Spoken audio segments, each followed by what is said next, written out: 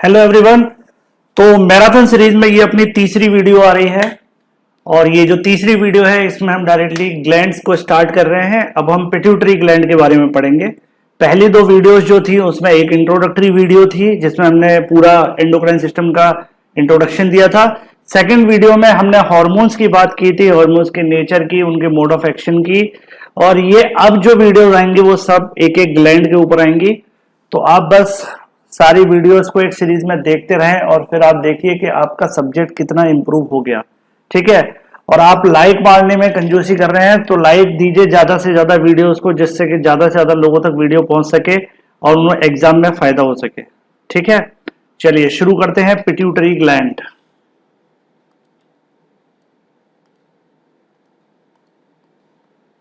Pituitary gland, तो pituitary gland जो है हमारी, उसके बारे में आपने थोड़ी बहुत जानकारी तो आपको होगी क्योंकि आपने नीट की तैयारी के दौरान भी इसको पढ़ा होगा।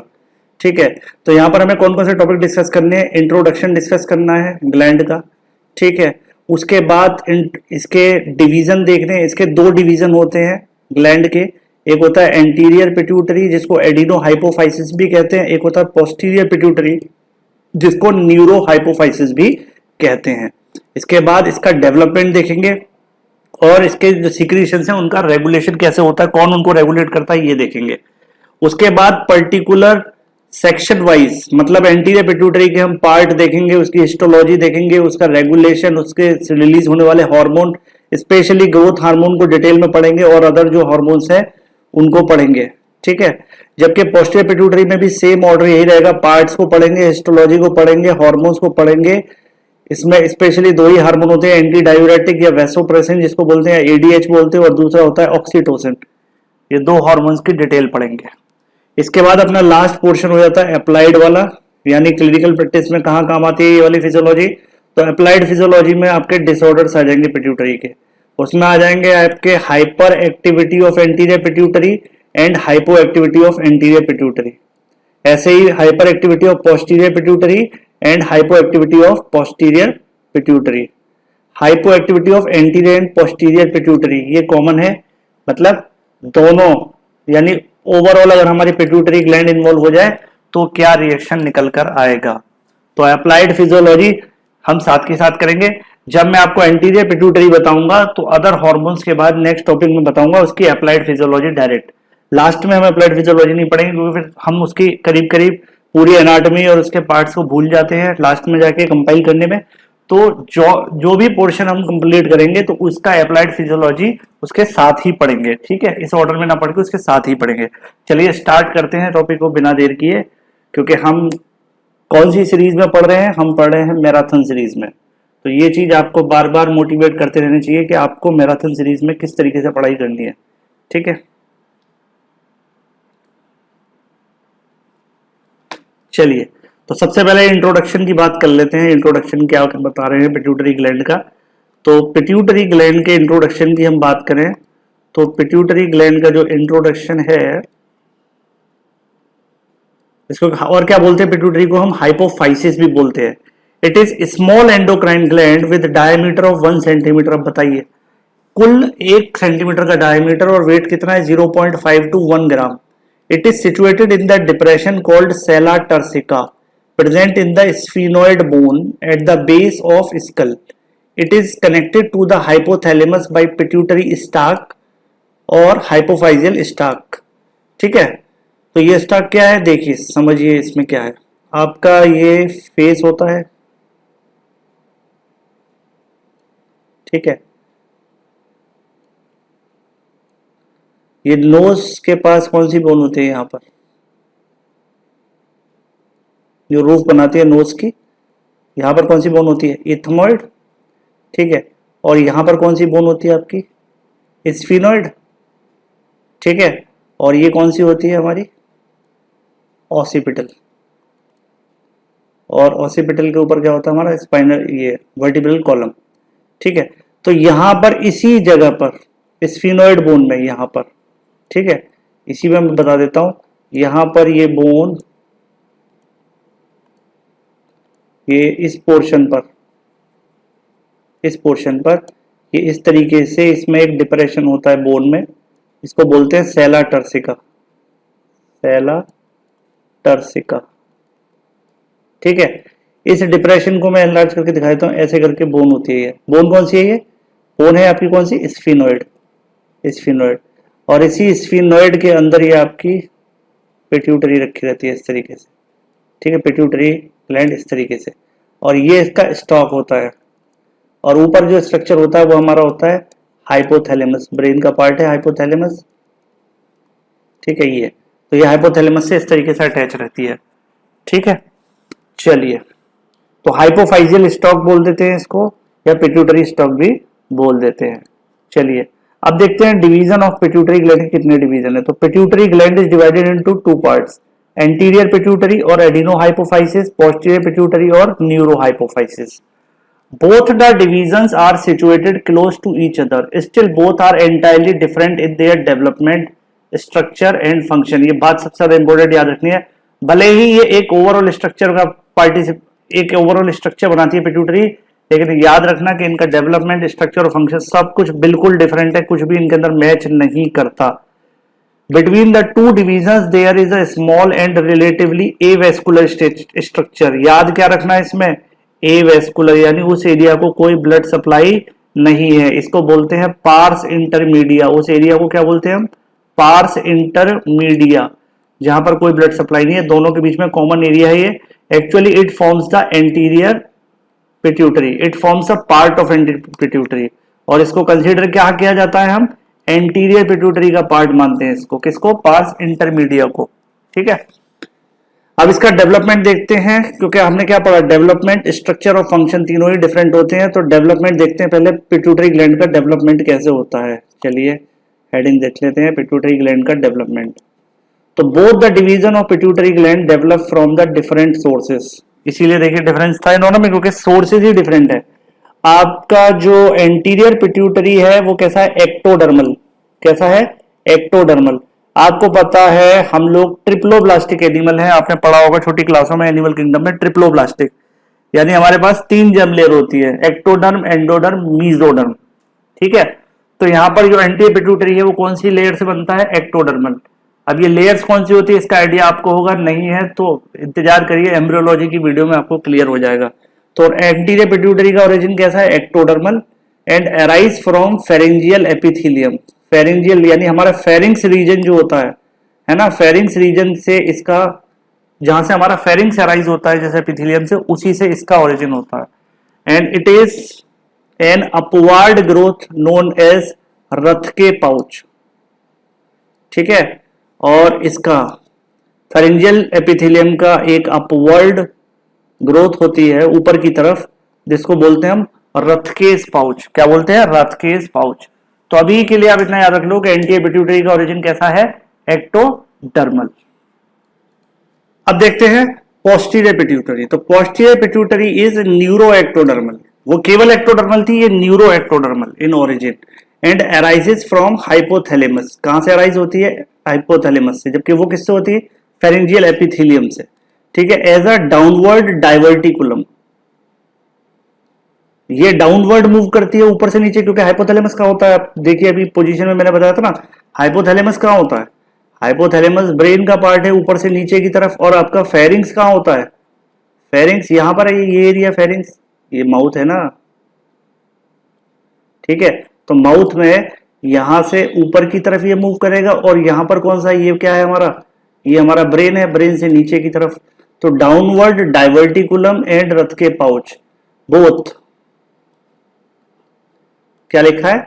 रथके pouch and downward diverticulum from the hypothalamus grow towards each other.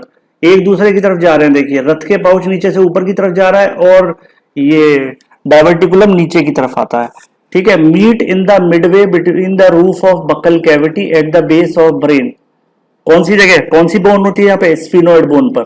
कहां पर? सेला टर्सिका में। The two structures lies close together. तो इस तरीके से इसका डेवलपमेंट होता है। अब रेगुलेशन ऑफ सिक्रीशन, यानी इस ग्लैंड की जो सिक्रीशन है वो कैसे रेगुलेट होते हैं, हमारा नेक्स्ट टॉपिक। तो आप याद रखिए कि इसको रेगुलेट कौन करता है? Hypothalamo hypophyseal relationship. Hypothalamo hypophyseal relationship क्या होता है? ये the relationship between hypothalamus and pituitary gland is called hypothalamo hypophyseal relationship. The hormones secreted by hypothalamus are transported to the anterior pituitary and posterior pituitary, but the mode of transport of these hormone is different. दोनों में बनते दोनों hormone कहां पर है? Anterior pituitary पर mode of action hormone का अलग तरीके से होता है, पोस्टीरियर पर अलग तरीके से होता है. कैसे होता है कि देखिए, hormone from hypothalamus are transported to anterior pituitary through hypothalamo hypophyseal portal system. आपको याद होगा पोर्टल सिस्टम कहाँ होता है? लिवर में आपने पढ़ा होगा. ठीक है, यानी ऐसा कोई सर्कुलेशन जिसके दोनों एंड पर वेन्स हो. दोनों एंड पर क्या वेन्स हो? कोई वेन्स हो, उसको पोर्टल सिस्टम बोलते हैं. ठीक है, तो ब्लड सिस्टम, ब्लड वेसल्स के थ्रू आता है इसमें हार्मोन. कैसे आता है एंटीपिट्यूटरी में? ब्लड वेसल के थ्रू.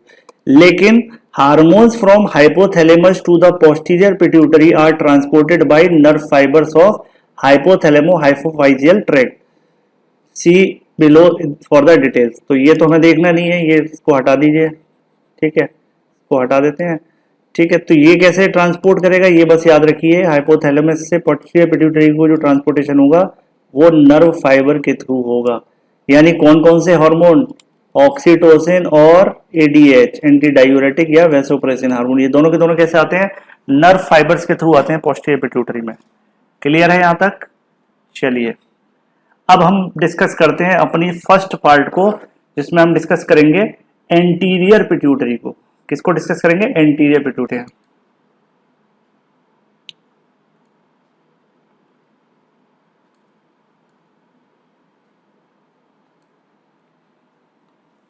अब देखते हैं histology of anterior pituitary. Histology में क्या है? The anterior pituitary has two type of cell which have different staining property. यानी डिफरेंट तरीके के स्टेनिंग केमिकल से ये स्टेन होंगे. या तो वो एसिडिक हो सकता है, या बेसिक हो सकता है, न्यूट्रल हो सकता है. तो होता है क्रोमोफोब.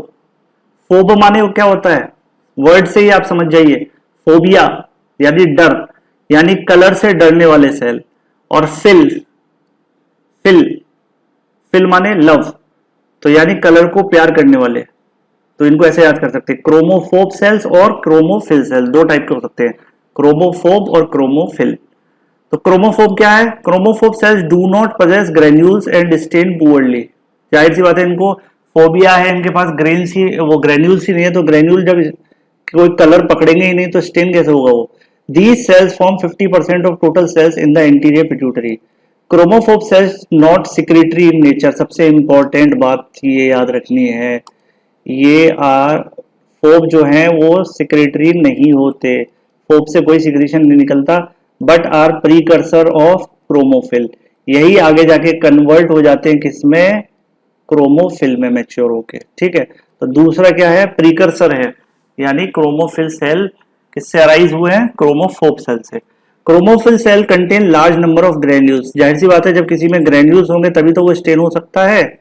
आपने पढ़ा होगा ना ब्लड में ग्रेन्यूलोसाइट और ए ग्रेन्यूलोसाइट. तो उसके अंदर ग्रेन्यूल्स से तो वो आसानी से स्टेन हो सकते थे. Basophil, eosinophil, neutrophil. ठीक है, they can be darkly stained. Types of chromophil cell. Chromophil cells are classified in by two method. ठीक है, दो तरीके से आप इनको क्लासिफाई कर सकते हैं. Classification on the basis of staining property.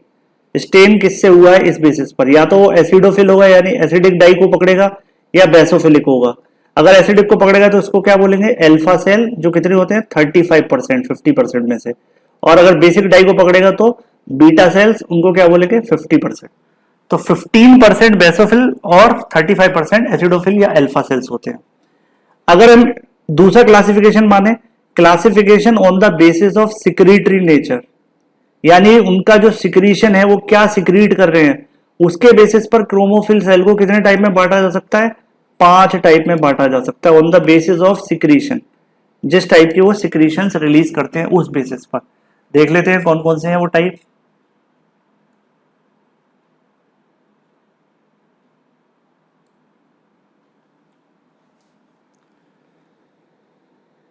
तो 5 टाइप में सबसे पहला है सोमेटोट्रोप्स, फिर है corticotropes, then thyrotropes, then gonadotropes, then lactotropes. क्या है ये? It secretes growth hormone.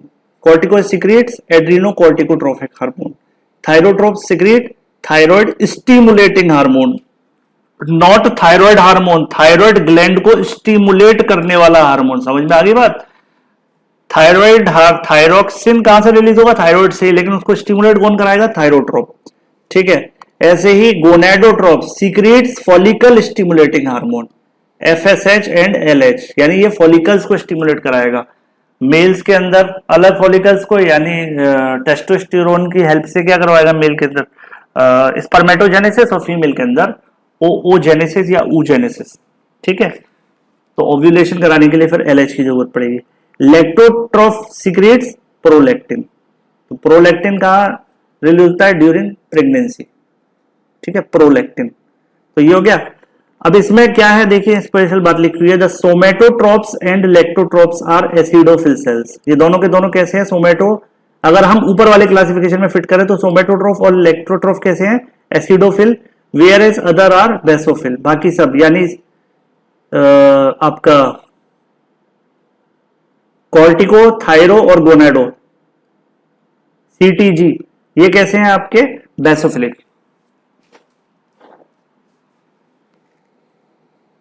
सोमेटोट्रोप्स form about 30 to 40% of chromophil cells. सबसे ज्यादा कौन से होते हैं? सोमेटोट्रोप। सोमा माने का होता है ग्रोथ, और हमारी बॉडी में पिट्यूटरी से कौन सा हार्मोन सबसे ज्यादा निकलता है? ग्रोथ हार्मोन, है ना? तो ये ग्रोथ हार्मोन को फॉर्म करने वाले सेल सबसे ज्यादा होते हैं। So the pituitary tumours that secrete large quantity of human growth hormone are called acidophilic tumour. इसीलिए इनको क्या कहा जाता है? एसिडोफिलिक, क्योंकि उनका नेचर कैसा है? On the basis of dye वो एसिडोफिलिक होते हैं। इसीलिए ग्रोथ हार्मोन के जितने ट्यूमर हैं उनको एसिडोफिलिक ट्यूमर भी हम कहते हैं। ठीक है, चलिए आगे समझते हैं। नेक्स्ट है regulation of anterior pituitary secretion, यानी एंटीरियर पिट्यूटरी से निकलने वाले जो हार्मोन होते हैं उनका जो सिक्रीशन होता है उनको कौन रेगुलेट करता है? आपको अभी भी बताया था, वो ब्लड वेसल्स के थ्रू रेगुलेट होता है, जबकि पोस्टीरियर वाला कैसे रेगुलेट होता है? नर्व एंडिंग्स के थ्रू। चलिए पढ़ लेते हैं इसको। Hypothalamus control anterior pituitary by secreting the releasing and inhibitory hormone factors, hormones और फैक्टर्स। तो ऐसा नहीं है कि केवल रिलीजिंग फैक्टर यानी स्टिमुलेटिंग फैक्टर ही भेजता है, ये इनहिबिटरी फैक्टर भी भेजता है। जैसे PIH होता है, प्रोलैक्टिन इनहिबिटिंग फैक्टर, तो ये उसके थ्रू उसको करता है। Which are called neurohormones. ठीक है, इनको क्या बोलते हैं? न्यूरो हार्मोन्स बोलते हैं, क्योंकि हाइपोथैलेमस किसका पार्ट है? ब्रेन का पार्ट है ना, तो यहाँ से सिक्रेट होने वाले हार्मोन कैसे? By nature neuro hormones. These hormones from hypothalamus are these hormones from hypothalamus are transported to the anterior pituitary through hypophyseal portal vessels. Portal vessels मैंने आपको बताया था, पोर्टल ऐसी वेसल को बोलते हैं जिसके दोनों एंड पर, यानी यहां पर भी क्या है? कैपिलरीज है, और यहां भी कैपिलरीज है, और बीच में क्या है? वेन। तो ऐसी वेन जिसके दोनों एंड पर कैपिलरीज होते हैं उसको हम क्या बोलते हैं? पोर्टल। क्लियर? ऐसी वेन जिसके दोनों एंड पर क्या होते हैं? कैपिलरीज, उनको हम बोलते हैं पोर्टल। ऐसा हेपेटिक पोर्टल सिस्टम है, कहां मिलता है? लिवर में। डाइजेस्टिव सिस्टम से क्या होता है? पूरा जो हमारे न्यूट्रिएंट है वो एब्जॉर्ब होकर आते हैं और कहां जाते हैं? लिवर के पास, थ्रू हेपेटिक पोर्टल वेन। और फिर पोर्टल वेन जाती है, फिर हेपेटिक पोर्टल वेन से कहां जाती है? हेपेटिक वेन कहां जाती है? हार्ट में। तो पूरे ब्लड में उसको मिक्स कर देती है। ठीक है।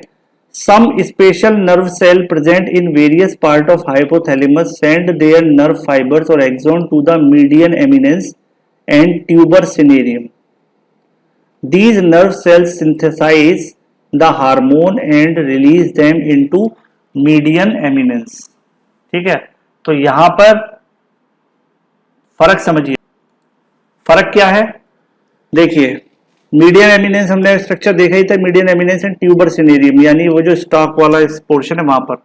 From here the hormone are transported by blood via hypothalamo hypophyseal portal vessel to the anterior pituitary. तो फर्क इतना सा है कि देखिए, मान लीजिए ये है एंटीरियर पिट्यूटरी और ये है पोस्टीरियर पिट्यूटरी। ठीक है, और ये बीच में पार्स इंटरमीडिया, ये पोर्शन। तो यहां पर दोनों के ही अगर आप देखेंगे ध्यान से, सेल्स कहां पर है? ये नर्व सेल है, और ये नर्व सेल अपनी एंडिंग्स के थ्रू हॉर्मोन्स यहां पर छोड़ते हैं। जबकि एक टाइप के नर्व सेल ये होते हैं जो अपने पूरे एक्सोन टर्मिनल कहाँ रखते हैं, पोस्टीरियर पिट्यूटरी में। ठीक है, तो पोस्टीरियर पिट्यूटरी में डायरेक्ट रिलीज करते हैं विदाउट ब्लड।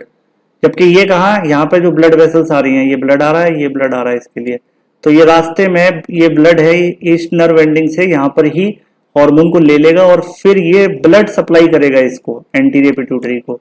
जबकि पोस्टीरियर पिट्यूटरी में डायरेक्टली ये जो नर्व है, ये नर्व सेल है, इसका डायरेक्ट टर्मिनल एंड आकर यहाँ पर सिक्रीट करेगा। ये सबसे बड़ा डिफरेंस है, आपको ये याद रखना है। ठीक है, इसके बाद releasing and inhibitory hormone secreted by hypothalamus. अब हाइपोथैलेमस से टोटल कितने तरीके के हार्मोन रिलीज किए जाते हैं, है ना? तो टोटल कितने हैं बेटा? टोटल हैं 7। टोटल कितने हैं? 7। ठीक है, टोटल कितने हैं? 7। यानी हाइपोथैलेमस पिट्यूटरी को कंट्रोल करने के लिए टोटल कितने हार्मोन भेजता है? टोटल भेजता है वो कितने हार्मोन? 7। उसमें देखिए कौन कौन से हैं। GHRH यानी growth hormone releasing hormone, growth hormone releasing hormone that stimulate the release of growth hormone. तो पिट्यूटरी से ग्रोथ हार्मोन को किसके कमांड पर निकाला जाता है? GHRH की कमांड पर। दूसरा एक और हार्मोन वो रिलीज करता है GHRP, यानी GHRP मतलब growth hormone releasing polypeptide. It stimulate the release of GHRH and growth hormone. ठीक है, तीसरा है GHIH growth hormone inhibitory hormone और सोमेटोस्टेटिन, इसका दूसरा नाम कई बार पूछा जाता है। ठीक है, इसका दूसरा नाम क्या है इनिबिटरी हार्मोन का? ग्रोथ इनिबिटरी हार्मोन को somatostatin.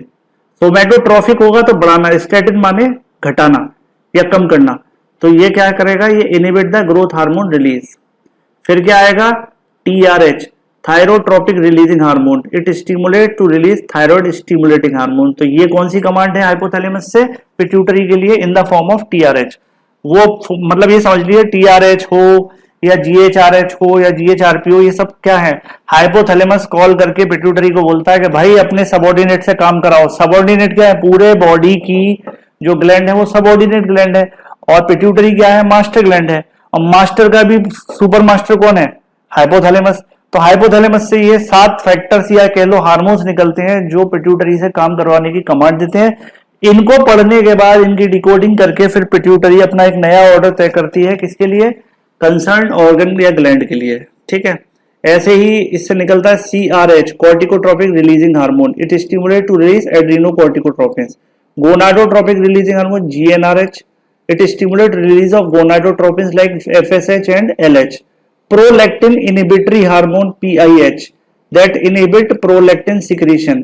It is believed that PIH is a dopamine, और डोपामिन का आपको पता है इनिबिशन ही इफेक्ट होता है हमारी बॉडी पर। ठीक है, डिप्रेस करता है ये बॉडी की एक्टिविटीज को डोपामिन, तो it inhibit the prolactin secretion PIH। ठीक है,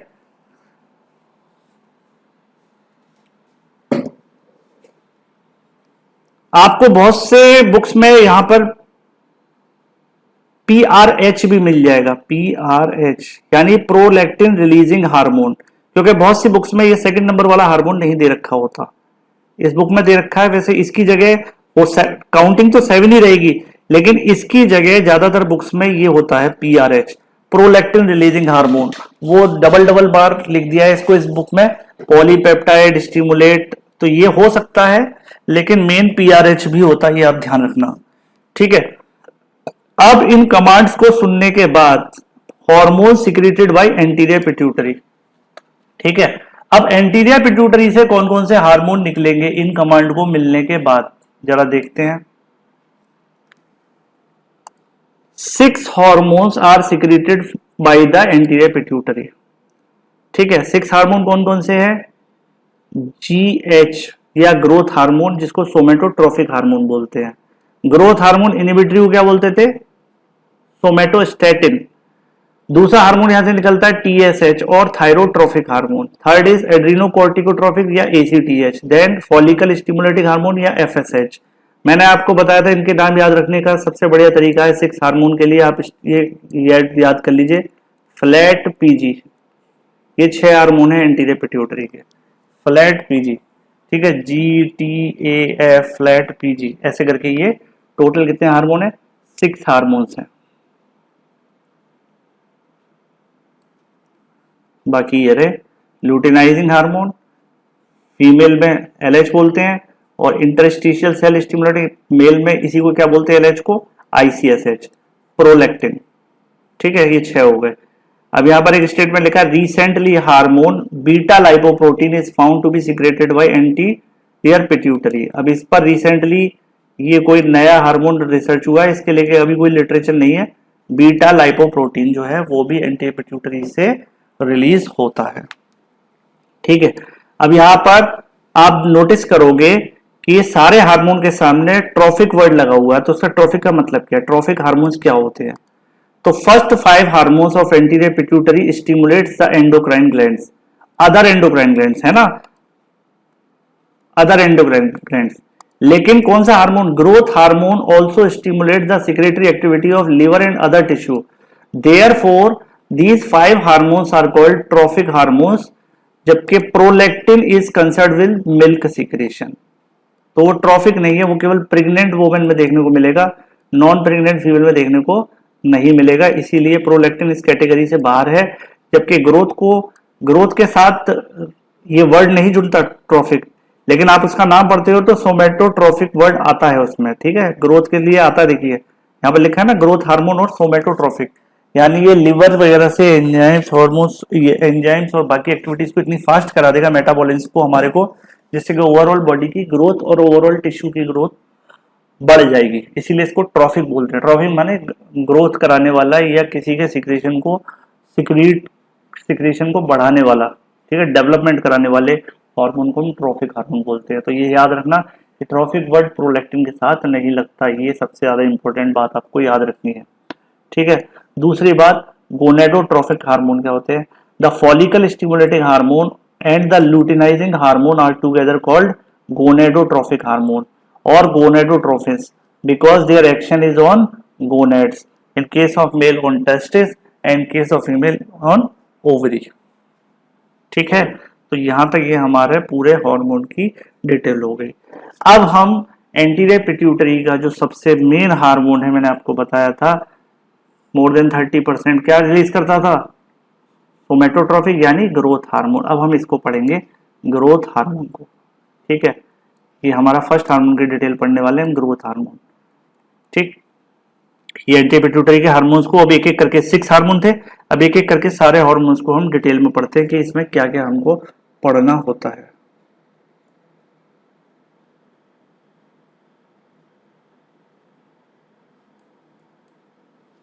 देखिए यहां पर आप इसको डायग्राम को और समझ लो जरा। Blood supply of pituitary gland दे रखा है, इसको समझ लीजिए। तो देखिए सुपीरियर हाइपोफाइजियल आर्टरी है ये जो जा रही है, ठीक है, और इसमें से क्या निकली, इसके बीच में यहाँ क्या होगी, कैपिलरीज होंगी। तो कैपिलरीज के बाद ये इस पॉजिटिव पोर्शन में ये सारी की सारी वेन्स आ रही है, इनको क्या बोला है, पोर्टल वेन्स। और यहाँ पर बाहर निकलने वाली क्या होगी, वेन होगी। तो आर्टरी और वेन के बीच में यहाँ भी कैपिलरी होगी, यहाँ भी, इसीलिए वर्ड क्या लगाया हमने, पोर्टल वेसल। ठीक है, इसको क्या बोलते हैं, प्राइमार्ट प्लेक्सस ऑफ पोर्टल वेसल, और इसको बोलते हैं वेनस साइनस। इधर से पोस्टीरियर का निकलेगा, इधर से एंटीरियर का निकलेगा। और इसको पोस्टीरियर पिट्यूटरी को कौन सप्लाई करता है, इंफीरियर हाइपोफाइजियल आर्टरी। ठीक है, एंटीरियर को कौन कर रहा है, सुपीरियर हाइपोफाइजियल आर्टरी, और पोस्टीरियर को कौन सप्लाई कर रहा है, इंफीरियर हाइपोफाइजियल आर्टरी। ये बेसिक पॉइंट आप एक बार दिमाग में रखें। बाकी जब हम इसकी एनाटॉमी डिस्कस करेंगे, एनाटॉमी वाले टॉपिक में, तो आपको क्लियर हो जाएगा, क्योंकि हम फिजियोलॉजी पढ़ रहे हैं तो हमें मेनली फंक्शंस देखने हैं कि कौन से स्ट्रक्चर से कौन सा फंक्शन हो रहा है। नेक्स्ट, ग्रोथ हार्मोन के बारे में अब जानने की कोशिश करते हैं हम। चलिए पहले इसका सोर्स ऑफ सिक्रीशन देख लेते हैं। तो growth hormone is secreted by somatotroph which are acidophilic cells of anterior pituitary. ये आपको पता है अच्छे से, सोर्स इसकी पता चल गई। अब इसकी केमिस्ट्री की बात कर लेते हैं, ब्लड लेवल की बात कर लेते हैं, डेली आउटपुट। तो ग्रोथ हार्मोन कैसा है, प्रोटीन इन नेचर। मैंने बताया था 4P, पिट्यूटरी, पैराथायरॉयड, और पिट्यूटरी था, पैराथायरॉयड था, पेनक्रियास था, और आपका लास्ट क्या था, प्लासेंटा। चारों से कैसे हार्मोन निकलते हैं, प्रोटीन हार्मोन निकलते हैं। ठीक है, GH is a protein in nature having single chain polypeptide with 191 amino acids. Its molecular weight is 21,500. ठीक है. Basal level of GH concentration in blood of normal adult is कितनी level होती है? 300 ग्राम पर डेसीलीटर, और चिल्ड्रंस में हो सकती है 500 मिलीग्राम पर decilitre. It's daily output in adult is 0.5 to 1 milligram. ये डेली आउटपुट है. ये सब कोई नहीं पूछता, आपको जनरल याद अगर रहते हैं तो अच्छी बात है, वरना सोर्स ऑफ सिक्रीशन याद होनी चाहिए और इसकी केमिकल नेचर याद होनी चाहिए. ये लिख दोगे आप एग्जाम में तो अच्छी बात है, नहीं याद रहता तो कोई इतनी बड़ी बात नहीं है. ठीक है. Next, transport. ट्रांसपोर्ट की बात करते हैं तो growth hormone is transported in blood bye GH binding proteins. तो ब्लड के अंदर कौन सी प्रोटीन्स होती हैं? GH, growth hormone binding proteins होते हैं, तो उनके साथ अटैच होकर ये हमारे ब्लड में ट्रेवल करता है. Half life and metabolism. Half life मैंने फर्स्ट वीडियो में भी बताया था कि मान लीजिए 100 ग्राम आपको कोई चीज दी गई, आपकी बॉडी में वो कितने घंटे तक 100 ग्राम रहेगी, और कब जब वो 50 ग्राम रह जाएगी, यानी यूरिन के थ्रू एक्सक्रीट आउट हो जाएगी या बॉडी आपकी उसको कंज्यूम कर लेगी, तो उसके बाद जब उसकी हाफ वैल्यू रह जाएगी, उसी कितने टाइम में, टाइम के कंस्ट्रेंट में, तो हम उसको वो बोलते हैं कि वो उसका क्या है? Half life. तो यहां पर ये है कि half life of circulatory growth hormone is 20 minute. ठीक है, यानी 20 मिनट के अंदर जो भी क्वांटिटी इसकी दी जाती है बॉडी को, 20 मिनट के अंदर उसकी आधी क्वांटिटी हमें बॉडी के ब्लड सर्कुलेशन में देखने को मिलती है. बाकी सब की सब क्या होती है? यूज हो जाती है या डिग्रेड हो जाती है लिवर या किडनी सेल्स में. ठीक है. Action of growth hormone. अब ये देखने वाली बात है कि ग्रोथ हार्मोन का एक्शन क्या है बॉडी पर, यानी उसका रियल फंक्शन क्या है ग्रोथ हार्मोन का. तो आपको पता है growth hormone is responsible for general growth of body, overall growth. Hyper secretion of growth hormone cause enormous growth of the body leading to gigantism, या जिगेंटिज्म भी बोलते हैं कुछ लोग, कुछ जाइजेंटिज्म. जैसे खली, द ग्रेट खली, तो उसको हम एग्जांपल के तौर पे देख सकते हैं. जबकि deficiency of growth hormone in children called stunted growth leading to dwarfism. ठीक है. लेकिन यहां पर याद रखना, डिफिशियंसी हम किस एज ग्रुप में देख रहे हैं? चिल्ड्रंस के अंदर इसको क्या बोलेंगे? ड्वार्फिज्म. बड़ों के अंदर इसको ड्वार्फिज्म नहीं बोलते, इसका दूसरा नाम होता है, वही हमें आगे जाके पढ़ना है. ठीक है. तो ग्रोथ हार्मोन की डिफिशियंसी चिल्ड्रंस के अंदर कहलाती है dwarfism. Growth hormone is responsible for growth of almost all tissue of body which are capable of growing. It increase the size and number of cells by mitotic division. कौन से division पर असर डालता है ग्रोथ हार्मोन? माइटोटिक डिवीजन पर. Growth hormone also cause specific differentiation of certain type of cell like bone cell and muscle cell. और ये sales के डिफरेंशिएशन में भी हेल्प करता है, बोन और मसल, क्योंकि ओवरऑल बॉडी तो किसकी बनी हुई है? हमारी बोन और मसल्स की ही बनी हुई है. ठीक है. चलिए देखते हैं आगे. और ग्रोथ हार्मोन किस तरीके से हमारी बॉडी पे फंक्शन करेगा ये डिटेल में देखना होगा. तो growth also act on metabolism of all the 3 major type of food stuff in the body, protein, lipid और कार्बोहाइड्रेट. यानी हम तीनों चीजों को जो खाते हैं, या तो प्रोटीन खाते हैं, लिपिड खाते हैं, या कार्बोहाइड्रेट खाते हैं, तो इनके मेटाबॉलिज्म पर कैसे ग्रोथ हार्मोन काम करता है ये हमें समझना होगा. तो उससे हमें ओवरऑल बॉडी ग्रोथ का अंदाजा लग जाता है. On metabolism. ठीक है. मेटाबॉलिज्म पे growth hormone increase the synthesis of protein, mobilisation of lipid and conservation of carbohydrate. देखिए 3 काम इसके एक एक लाइन में हम समझ सकते हैं कि increase the synthesis of protein, body में प्रोटीन की सिंथेसिस करवाता है. मोबिलाइजेशन ऑफ लिपिड, यानी जहां जहां फैट डिपॉजिट होता है उसको मोबिलाइज करा के एनर्जी के तौर यूज करता है. और कंजर्वेशन ऑफ कार्बोहाइड्रेट, और कार्बोहाइड्रेट को कंजर्व कराता है फॉर द फ्यूचर नीड्स. ठीक है. अब समझते हैं कि प्रोटीन मेटाबॉलिज्म पे किस तरीके से ये हेल्प करेगा. तो growth hormone accelerate the synthesis of protein. कैसे करता है? By increasing the amino acid transport through cell membrane. ठीक है. Increasing the ribonucleic acid translation, increasing the translation of DNA to RNA, decreasing the catabolism of protein, promoting the anabolism of protein indirectly. ठीक है. ये इस तरीके से इस पर फंक्शन करेगा. आप जरा इनमें डिटेल देख लेते हैं. Increasing the amino acid transport through cell membrane. तो जाहिर सी बात है, the concentration of amino acid in the cell increases, thus the synthesis of protein is accelerated. जब आपके सेल्स के मशीनरी में जहां राइबोसोम क्या बना रहे हैं, प्रोटीन्स बना रहे हैं, तो जब उनको ज्यादा नंबर में अमाइनो एसिड मिलने लगेगा तो वो ज्यादा जल्दी जल्दी काम करने लगेंगे, ठीक है। तो अमाइनो एसिड अगर इजीली अवेलेबल होंगे तो प्रोटीन भी जल्दी बनेगी। Increase ribo nucleic acid translation, आपको पता है ग्रोथ हार्मोन इंक्रीज करा देगा आरएनए का ट्रांसलेशन सेल के अंदर। Because of this ribosome are activated and more protein are synthesised. Growth hormone can increase the RNA translation even without increasing the amino acid transport into the cell.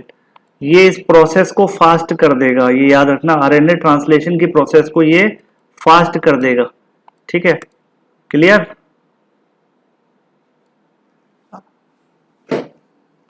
अगर भले ही amino acid ज्यादा ना हो फिर भी ये प्रोसेस में translation को क्या कर देगा, फास्ट कर देगा। Next is increase transcription of DNA to RNA, it stimulates the transcription of DNA to RNA और RNA in turn accelerate the synthesis of protein in the cell। ये प्रोसेस भी आपकी किस बात पर डिपेंड करेगी, ट्रांसलेशन ट्रांसक्रिप्शन। बेसिक बातें हैं ये सब, आपको आपने जब नीट का एग्जाम दिया होगा तो ये सब आपने पढ़ा होगा कि डीएनए आरएनए यानी प्रोटीन कैसे बनती है ना, ये आप समझ लीजिए प्रोटीन बनने की पूरी प्रोसेस को आसान कर देता है, ठीक है। Decrease catabolism of protein, growth hormone inhibit the breakdown of cellular protein, it help in the building up of tissue. और ये इस बात को इंश्योर करता है कि हमारी बॉडी का फैट एनर्जी के लिए यूज होना चाहिए, ना कि प्रोटीन, ठीक है। तो प्रोटीन को बचा कर रखता है, उसके ब्रेकडाउन को नहीं होने लगता, ठीक है। GH increases the release of insulin from beta cell which has anabolic effect on protein. और ये यहां से क्या इफेक्ट क्या रिलीज करवाता है, बीटा सेल से इंसुलिन। तो इंसुलिन किसके कंजप्शन को बढ़ा देगा, कार्बोहाइड्रेट के कंजप्शन को बढ़ा देगा, और प्रोटीन को थोड़ा सा रेस्ट, मतलब एनाबॉलिक मतलब बिल्डिंग। एक होता है कैटाबॉलिक, कैटाबॉलिक तोड़ना, एनाबॉलिक मतलब बनाना। तो ये उस प्रोसेस में इनडायरेक्टली हेल्प करेगा, ठीक है। तो कौन कौन से तरीके हैं प्रोटीन मेटाबॉलिज्म में, ये आपको क्लियर हो गया। बस जनरल बातें पढ़िए, कोई ज्यादा टफ नहीं होता फिजियोलॉजी, बस वर्ड्स हमको सारे क्लियर होने चाहिए। फैट मेटाबॉलिज्म पे क्या असर होगा जरा वो देख लेते हैं। On fat metabolism, growth hormone mobilise fat into adipose tissue, mobilise fats from adipose tissue, not into, from मतलब एडिपोज टिश्यू से फैट को लेकर बॉडी में यूज करेगा। So the concentration of fatty acid increases in the body fluid, यानी blood में fatty acid बढ़ जाएंगे। These fatty acids are used for production of energy by the cell, thus proteins are spared. देखो इसी वाले का function, anabolic function पता चल गया ना आपको, ये इस तरीके से बचा लेता है, इनडायरेक्टली तीनों एक दूसरे को सपोर्ट करते हैं। During the utilization of fatty acid for energy production, lot of acetoacetic acid is formed by the liver and release into the body fluid leading to ketosis, ठीक है। Sometime excess mobilization of fat from the adipose tissue cause accumulation of fat in the liver, resulting in fatty liver। और ये कई बार इतना ज्यादा हो जाता है मोबिलाइजेशन फैट का बॉडी टिश्यू से कि ये सारा कहाँ जाके एक्यूमुलेट हो जाता है, लिवर पे, इसी को बोलते हैं हम फैटी लिवर। अब कार्बोहाइड्रेट मेटाबॉलिज्म में देखते हैं क्या करता है। तो major action of GH on carbohydrate is conservation of glucose, यानी ग्लूकोज को बचाकर रखना। It decrease the peripheral utilisation of glucose for the production of energy. पहला तो यही करता है क्योंकि किसको यूज करवाता है प्रोडक्शन ऑफ एनर्जी में, फैट को यूज करवाता है। तो यहाँ पर पेरिफेरल यूटिलाइजेशन जो हो रहा है फैट का, ये उसको कम कर देगा, ठीक है। Peripheral utilisation of glucose for energy production, it is because of the formation of acetyl coenzyme A during the metabolism of fat influenced by GH. देखिए मेटाबॉलिज्म ऑफ फैट की बात आ गई ना। The acetyl coenzyme A inhibit the glycolytic pathway, glycolytic pathway को ये acetyl coenzyme A inhibit करता है। Moreover since the growth hormone increase the mobilisation of fat, more fatty acid available for production of energy. By the way growth hormone reduces the peripheral utilisation of glucose by energy production. तो देखिए fat के through fat को primary energy source बना देता है और इसको क्या करा लेता है, इसको बचा लेता है और इसको स्टोर करवा के रखता है फ्यूचर के हिसाब से। Increase in the deposition of glycogen in the cell, जाहिर सी बात है हमारी बॉडी में जो क्या कहते हैं ग्लूकोज है वो किस फॉर्म में स्टोर हो सकता है, ग्लाइकोजन फॉर्म में। जैसे प्लांट में एनर्जी किस फॉर्म में स्टोर होती है, स्टार्च के फॉर्म में। Since glucose is not utilised for energy production by the cell, it is converted into glycogen and deposited into the cell. Decrease in uptake glucose by the cell. As glucose deposition increases, the cell becomes saturated with glycogen. Because of this, no more glucose can enter into the cell, so the glucose level increases. Diabetogenic effect, जाहिर सी बात है glucose level हमारे blood में बढ़ रहा है क्योंकि ये स्टोर करा रहा है, तो डायबिटीज वाला इफेक्ट तो लेकर आएगा ही। तो ग्रोथ हार्मोन का कैसा इफेक्ट रहता है? डायबिटोजेनिक। तो hyper secretion of growth hormone increase blood sugar level enormously. It cause continuous stimulation of beta cell of Langerhans isolates of Langerhans in pancreas and increase the secretion of insulin. In addition to this, growth hormone stimulate beta cell indirectly and cause secretion of insulin. Because of the excess stimulation of beta cells are burnt out at one stage. This causes deficiency of insulin, leading to true diabetes mellitus or full-blown diabetes mellitus. This effect of growth hormone is called diabetogenic effect. यानी अगर यही काम ये हद से ज्यादा कराने लगे हमारे इंसुलिन सेल से, तो इंसुलिन बनना ही खत्म हो जाएगा। बीटा सेल ये इंसुलिन बनाना खत्म कर देगा, और जब इंसुलिन बनना ही खत्म हो जाएगा तो फिर क्या होगा? डायबिटीज, डायबिटीज मेलाइटस, है ना। एडीएच की वजह से कौन सी होती है? इंसिपिडस। और ये किसकी वजह से हो रही है? इंसुलिन की वजह से। ये कौन सी है? मेलाइटस। इसी को क्या बोलते हैं? डायबिटोजेनिक। जेनिक माने गिविंग बर्थ, तो डायबिटीज को बर्थ देने वाला इफेक्ट। ठीक है, तो ये होता है इसका मेन इफेक्ट।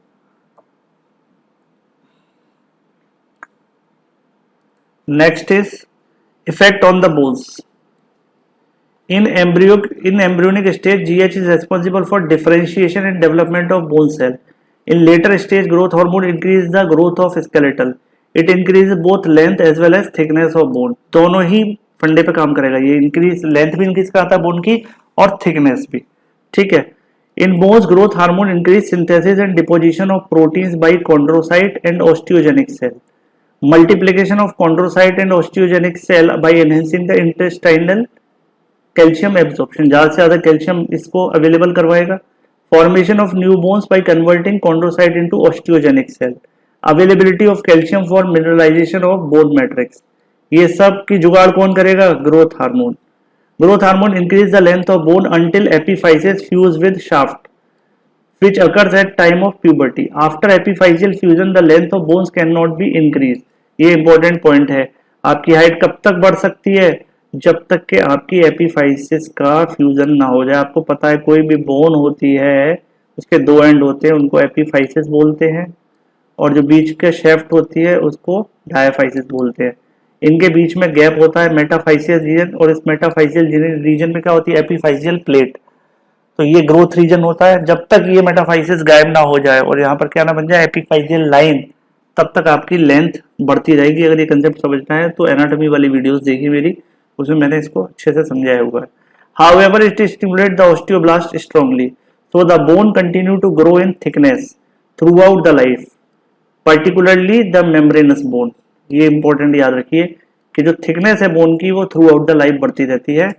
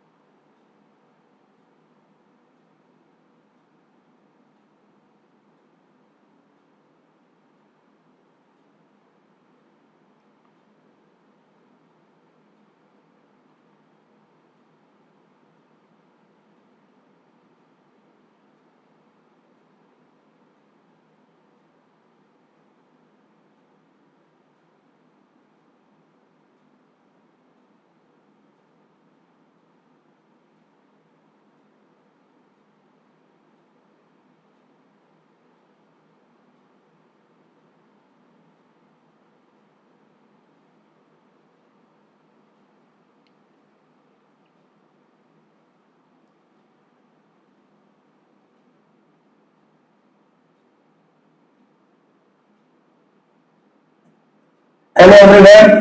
तो मैराथन सीरीज की पहली वीडियो आई होप आप लोगों ने देख ली होगी।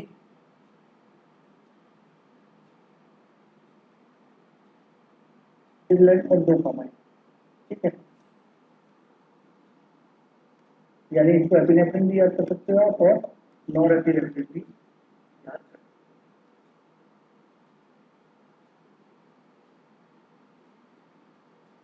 हो। ये हो गया हमारे डेरिवेटिव ऑफ साइलेंस। ज्यादातर भूल जाते हैं डोपामिन। डोपामिन को याद कर लो। देखो टायरो के टी वाई से थायराइड के हार्मोन तो याद रह जाएंगे, टी वाई मेन है आपका ए एन डी, ठीक है, एड्रिनालाइन नॉन एड।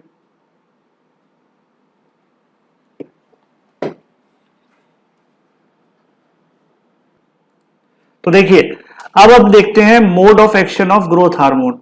तो ग्रोथ हार्मोन किसकी हेल्प से काम करता है, उसका नाम है सोमेटोमेडिन, ठीक है।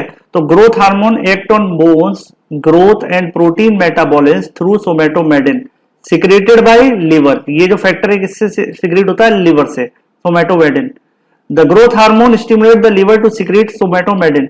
Sometime in spite of normal secretion of growth hormone, growth is arrested. That is called dwarfism due to the absence or deficiency of somatomedin. तो कई बार ये ग्रोथ हार्मोन तो रिलीज होता है लेकिन सोमेटोमेडिन ही नहीं बनता बॉडी में लिवर से।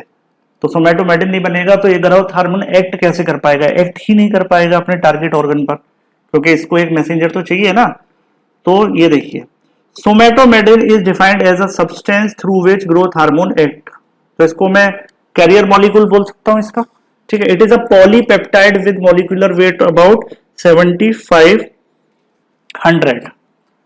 Types of somatomedin. सोमेटोमेडिन कितने टाइप के होते हैं, somatomedin are of two type, insulin like growth factor 1 जिसको IGF-1 भी बोलते हैं, which is also called somatomedin C, और दूसरा होता है insulin like growth factor number 2। Somatomedin C IGF-1 act on bones and protein metabolism.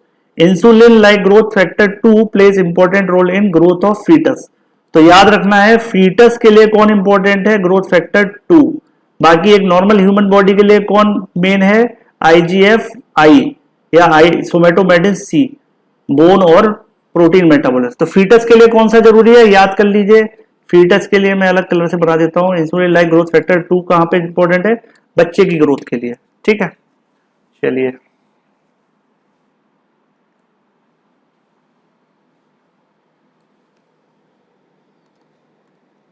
Duration of action of growth hormone and somatomedin C. तो growth hormone is transported in the blood by loose binding with plasma protein, ठीक है। Transportation कौन करवाता है, plasma protein. So at the site of action it is release from the plasma protein rapidly. Its action also last only for short duration of 20 minute, क्योंकि half life कितनी थी, 20 minute. But the सोमेटोमेडिन C bind with the plasma protein very strongly. Because of this, the molecule of somatomedin C are released slowly from the plasma proteins. Thus, it can act continuously for longer duration. The action of somatomedin C lasts for about 20 hours.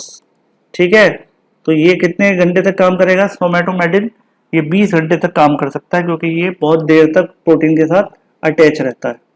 Mode of action of somatomedin C. Somatomedin C act through the second messenger called cyclic AMP। देखो ये आ गया, ऐसे ही हर एक topic में बाकी के जो secondary messenger थे वो सारे आते जाएंगे, प्रीवियस चैप्टर में हम डिस्कस कर चुके हैं ये, ठीक है। Cyclic AMP। तो growth hormone receptor.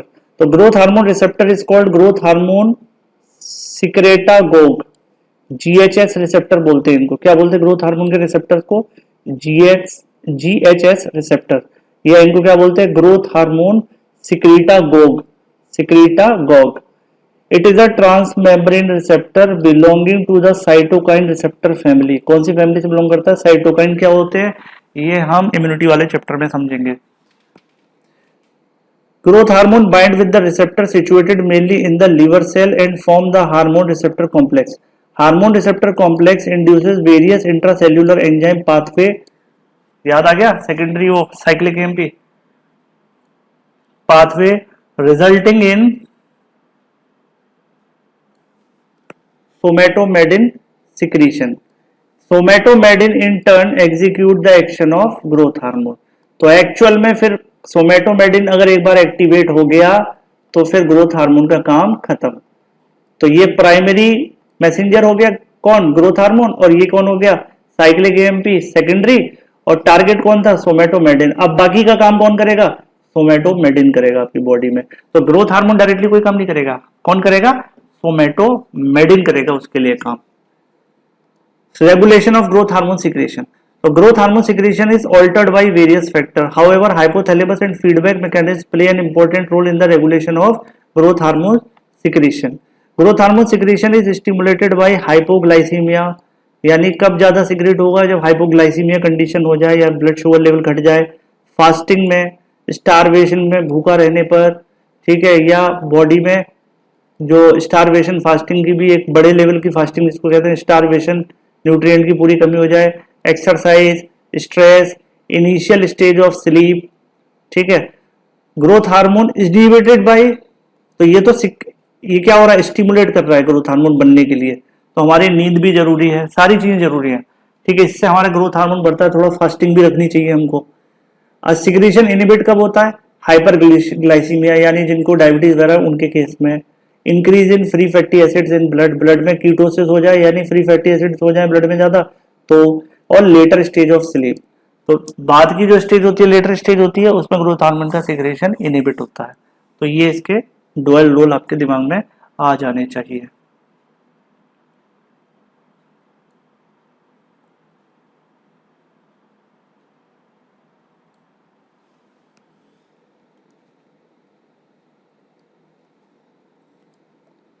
Role of hypothalamus in secretion of growth hormone. Role of hypothalamus in secretion of growth hormone. Hypothalamus regulates growth hormone secretion via 3 hormones. 3 hormones के थ्रू ये control करता था, आपको पता है। एक था GHRH, एक था GHRP और एक था GHIC। मैंने बताया था RP कोई ज्यादा फेमस हार्मोन नहीं है, ज्यादातर बुक्स में इसका नाम नहीं दिया गया, ठीक है। तो GHRP के थ्रू या GHRH के through it increases the GH secretion by stimulating the somatotrophs of anterior pituitary.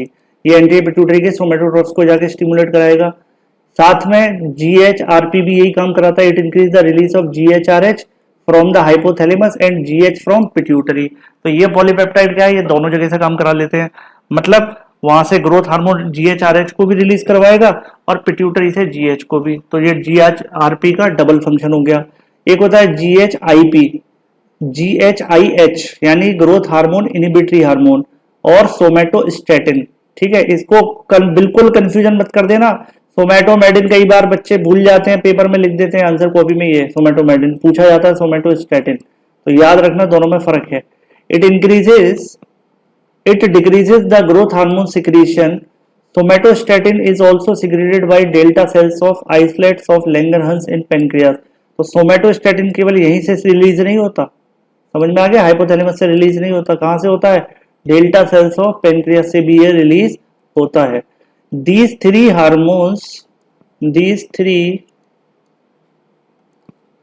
hormones are transported from hypothalamus to anterior pituitary by hypothalamo-hypophyseal portal blood vessel।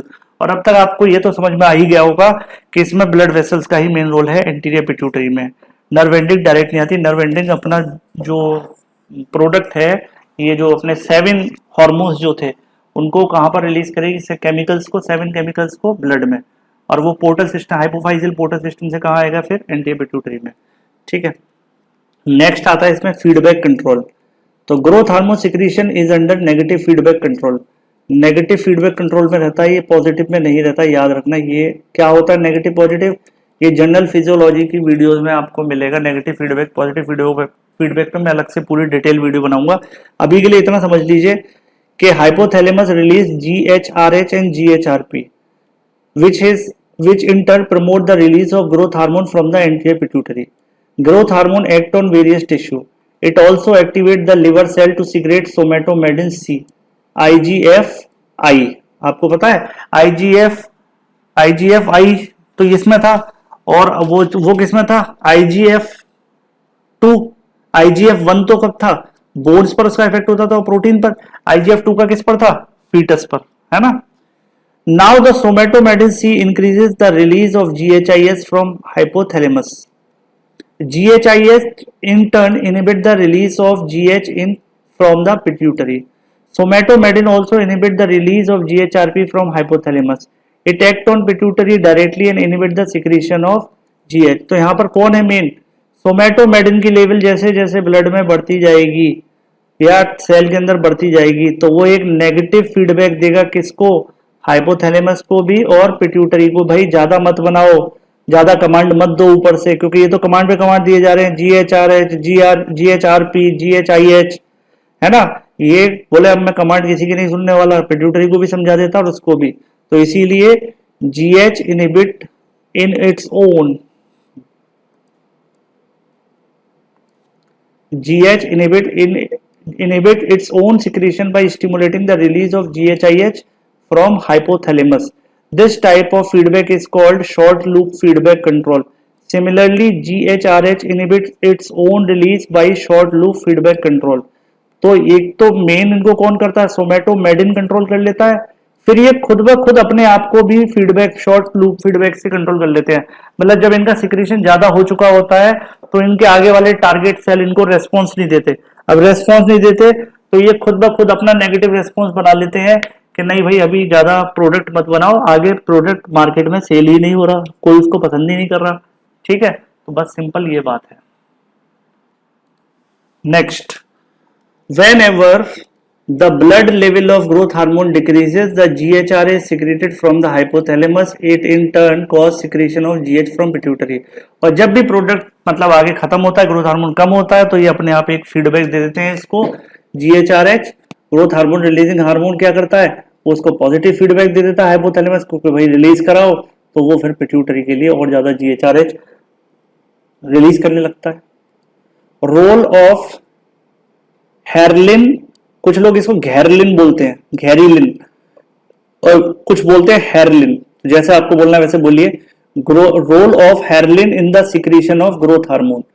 हेरलिन और ghrelin is a peptide hormone synthesized by epithelial cells in fundus of its stomach. याद रखना कहां पर? Stomach में. कहां पर?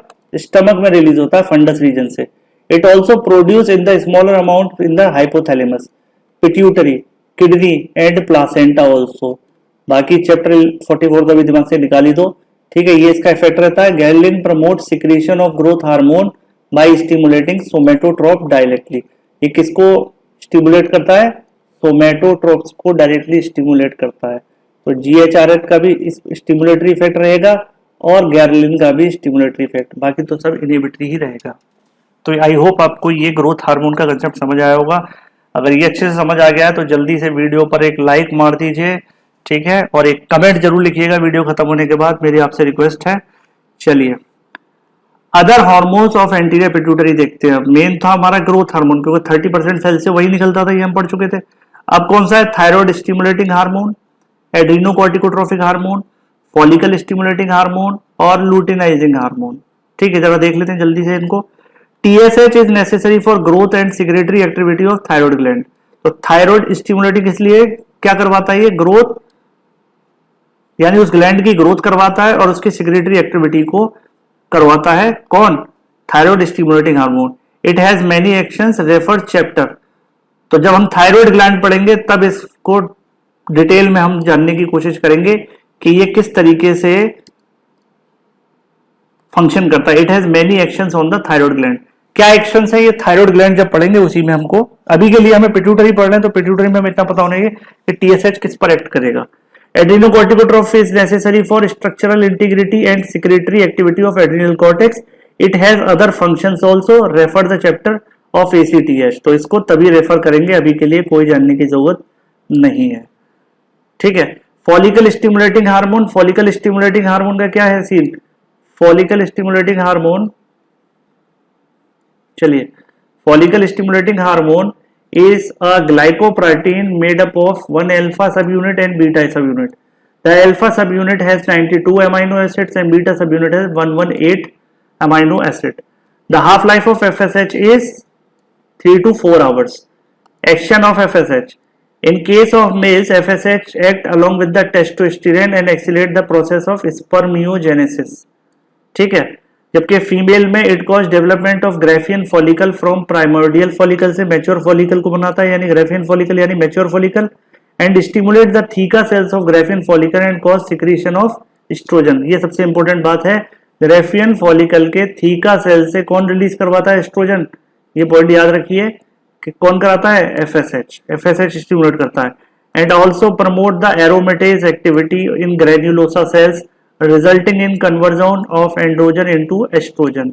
और aromatase enzymes की हेल्प से ये क्या कराता है? एंड्रोजन को एस्ट्रोजन में कन्वर्ट करवाता है। आपको पता होगा स्पर्मेटोजेनेसिस के एक स्टेप पर एस्ट्रोजन हार्मोन की जरूरत पड़ती है, जो कि फीमेल सेक्स हार्मोन है। तो एंड्रोजन से एस्ट्रोजन, जबकि मेल के पास कौन से होते हैं? एंड्रोजन। तो एंड्रोजन से एस्ट्रोजन बनाने का काम किसके, कौन से एंजाइम की हेल्प से कराता है? ये एरोमेटेज एंजाइम की हेल्प से। तो इस सारे काम को कौन कराता है? Follicle stimulating hormone. Follicle stimulating hormone के बारे में और डिटेल में पढ़ेंगे इसी के कंसर्न चैप्टर पर, ठीक है।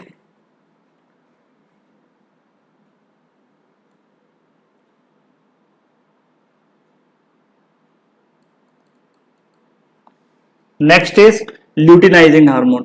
ल्यूटिनाइजिंग हार्मोन क्या है? LH is a glycoprotein made up of 1 alpha सब यूनिट एंड 1 बीटा सब यूनिट। आप देखिए ल्यूटिनाइजिन और FSH दोनों के कैसे कैसे हैं? ग्लाइकोप्रोटीन है ना। तो अल्फा सब unit is 92 amino acid, beta is 141 amino acid. Half life इसकी कितनी है? 60 मिनट। एक्शन देख लेते हैं। मेल के केस में क्या करता है? Interstitial cell stimulating hormone, because it stimulate the interstitial cell और leading interstitial cells of leading in testis. This hormone is essential for secretion of testosterone from leading cells. Concern chapter में, chapter जो है concern, उस chapter में हम इसको detail में पढ़ेंगे। अभी पढ़ने का कोई फायदा नहीं, बस नाम याद कर लिए। ल्यूटिनाइजिन कहाँ आएगा? फीमेल के अंदर क्या करवाएगा? फीमेल के अंदर LH सर्ज होती है, आपको पता है, मेंस्ट्रुअल साइकिल में पढ़ा होगा। तो फीमेल के अंदर ये मेनली ओव्यूलेशन करवाता है, necessary for formation of corpus luteum and secretory function of corpus luteum, ये सब कराता है। इसके अलावा induce synthesis of androgen from theca cells of growing follicle. और फीमेल के अंदर क्या करवाएगा? फीमेल के अंदर एंड्रोजन्स बनवाएगा थीका सेल से ग्रोइंग फॉलिकल में, क्योंकि उनके मैच्योर होने के लिए क्या चाहिए? उनके मैच्योर के लिए मेल हार्मोन चाहिए। तो LH क्या करवाएगा? एंड्रोजन को कन्वर्ट करो, उसमें एंड्रोजन की फॉर्मेशन करवाएगा, किससे? थीका सेल से। लास्ट है अपना prolactin. Prolactin is single chain polypeptide with 199 amino acid, half life 20 minutes. Prolactin is necessary for final preparation of mammary gland for the production and secretion of milk. तो P for prolactin, P for preparation for pregnant women के अंदर production and secretion of milk. Prolactin act directly on epithelial cells of mammary gland and cause localized alveolar hyperplasia. क्या करवाता है? Alveolar hyperplasia. Hyperplasia का मतलब increase number of cell. तो जो alveoli होते हैं उनके अंदर सिक्रेटरी सेल्स के नंबर को बढ़ा देता है, जिससे कि ज्यादा से ज्यादा मिल्क सिक्रीशन हो सके। और ये डायरेक्टली कहाँ एक्ट करता है? इसको गिटिंग मीडिएटरी जो होती है डायरेक्ट एपिथेलियम पर, यानी जो ब्रेस्ट में, फीमेल ब्रेस्ट में जो एपिथेलियम होती है एल्वियोलाई की, उस पर डायरेक्टली एक्ट करता है।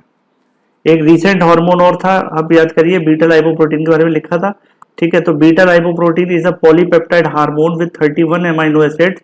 It mobilise the fat from adipose tissue and promote lipolysis, यानी ये फैट रिडक्शन में काम करता है। ये हार्मोन सिंपल याद रख लीजिए, फैट रिडक्शन में, लाइपोलाइसिस है ना, breaking off fat. It also form the precursor of endorphins. This hormone act through adenyl cyclase, और इसका जो मीडिएटर है वो कौन है? एडिनाइल साइक्लेज, ठीक है। जैसे साइक्लिक एएमपी था, इसका एडिनाइल साइक्लेज होता है बीटा लाइपोप्रोटीन का। तो ये एक एडिशनल हार्मोन था। बाकी पोस्टीरियर पिट्यूटरी हम अगली वीडियो में देखेंगे। ये वीडियो काफी लंबी हो चुकी है। इसी वीडियो में मैं बस इस डायग्राम के साथ इसको खत्म करना चाहता हूँ, इसको एंटीरियर पिट्यूटरी को। देखिए इसको समझ सकते हैं, कौन कौन सी कंडीशन होगी? हाइपरग्लाइसीमिया होगा, फास्टिंग होगा, स्टारवेशन होगा, एक्सरसाइज होगा, स्ट्रेस होगा, ट्रॉमा होगा। तो ये किसको स्टिमुलेट करेंगे? हाइपोथैलेमस को। क्या स्टिमुलेट कराने, क्या रिलीज कराने के लिए? GnRH। ये GnRH किस पर एक्ट करेगा? एंटीरियर पिट्यूटरी पर। एंटीरियर पिट्यूटरी क्या निकालेगी? Growth hormone. ग्रोथ हार्मोन कहाँ काम करेगा? लिवर। लिवर से क्या निकलेगा? सोमेटोमेटिन। सोमेटोमेटिन किस पर एक्ट करता है? अदर टिश्यूज पर। और फाइनली वो फीडबैक देता रहेगा। अब ये सोमेटोमेटिन का इफेक्ट भी आप याद कर लीजिए, नेगेटिव फीडबैक होता है किस पर, एंटीरियर पिट्यूटरी पर भी नेगेटिव होता है और हाइपोथैलेमस पे भी पॉजिटिव नेगेटिव होता है डायरेक्टली। ठीक है, यानी जीएचआरपी को स्टिमुलेट कराएगा, जीएचआई का इनहिबिटरी इफेक्ट होता है, दोनों पर ये कैसा इफेक्ट होता है, नेगेटिव। सोमेटोमेटिन ज्यादा रिलीज होगा, इसका मतलब कि इसको पीछे वाली प्रोसेस में रेगुलेट करना है ग्रोथ हार्मोन के सिक्रीशन को, जो हमने थ्योरी में पढ़ा था, उस डायग्राम से भी आप इसको देख सकते हैं। ठीक है, तो ये हो गया, यहाँ पर सारे मेन पॉइंट हमने कवर कर लिए हैं। आप एक दो बार इसको रिवाइज करिए। इसी के साथ मैं वीडियो खत्म करता हूँ। आई होप आपको मजा आ रहा होगा। Thank you.